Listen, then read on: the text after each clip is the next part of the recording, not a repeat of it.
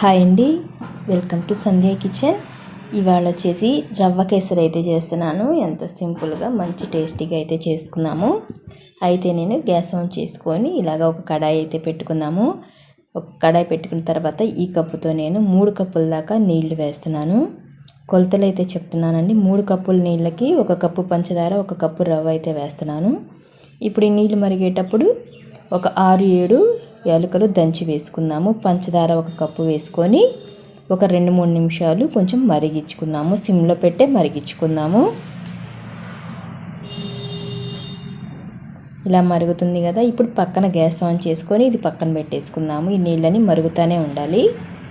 ఇప్పుడు gas on చేసుకొని ఒక కడాయి అయితే పెట్టుకుందాము. ఇందులోకి 2 స్పూన్ల దాకా నెయ్యి వేసుకుందాము. నెయ్యి వేసుకొని నెయ్యి అనేది కొంచెం కరిగిన తర్వాత ఇందులోకి జీడిపప్పులు వేసుకుందాము. జీడిపప్పులు వేసుకొని ఇవి మంచి కలర్, గోల్డ్ కలర్ వచ్చేలాగా బాగా వేయించుకోవాలి.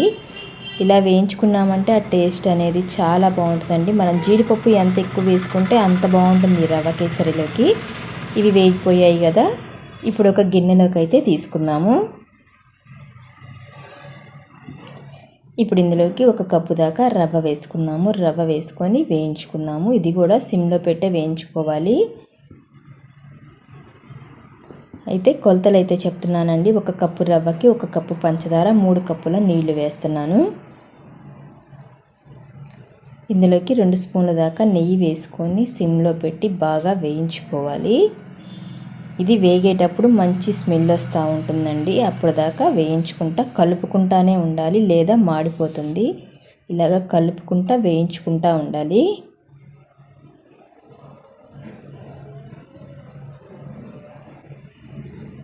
మధ్య మధ్యలో కలుపుకుంటూ ఉండాలి.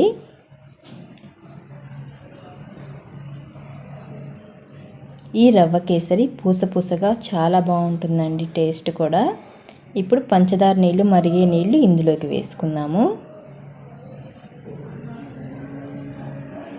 ఇందులోకి వేసుకొని కలుపుకుందాము. అయితే ఫ్రెండ్స్, నేను చేసే వీడియోస్ కనుక మీకు నచ్చినట్టయితే లైక్ చేయండి, సబ్స్క్రైబ్ చేయండి. ఇది సిమ్లో పెట్టే ఉడికించుకుందాము. నేనైతే ఫుడ్ కలర్ అయితే వేయట్లేదండి. మీకు కావాలంటే కొంచెం ఫుడ్ కలర్ వేసుకోవచ్చు. నేను ఫుడ్ కలర్ అయితే వేయట్లేదు. ఇలాగ మధ్య మధ్యలో కలుపుకుంటూ ఉండాలి. ఈ కప్పుతో నేను 1/2 కప్పు దాకా నెయ్యి వేస్తున్నానండి. మనం 1/2 కప్పు నెయ్యి అయినా వేసుకోవచ్చు. నేనైతే 1/4 కప్పు దాకా నెయ్యి వేస్తున్నాను.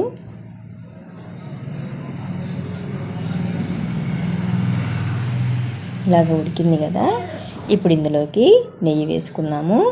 మిగతా నెయ్యి అంతా వేసుకుందాము. ఇలాగ లాస్ట్లో నెయ్యి వేసుకున్నామంటే ఆ టేస్ట్ అనేది బాగుంటుంది. అయితే ఫ్రెండ్స్, నేను చేసే వీడియోస్ కనుక మీకు నచ్చినట్టయితే లైక్ చేయండి, సబ్స్క్రైబ్ చేయండి ఫ్రెండ్స్.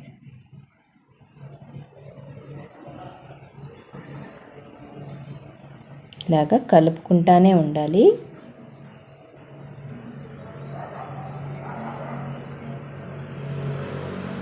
ఇప్పుడు కొన్ని జీడిపప్పు అయితే వేసుకుందాము. ఇలాగా జీడిపప్పు వేసుకొని కలుపుకుందాము.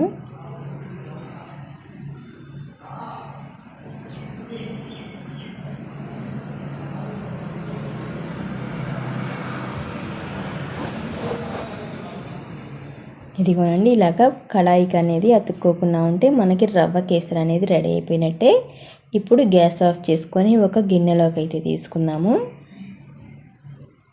ఇప్పుడు మిగతా జీడిపప్పులు కూడా వేసుకుందాము. అంతేనండి.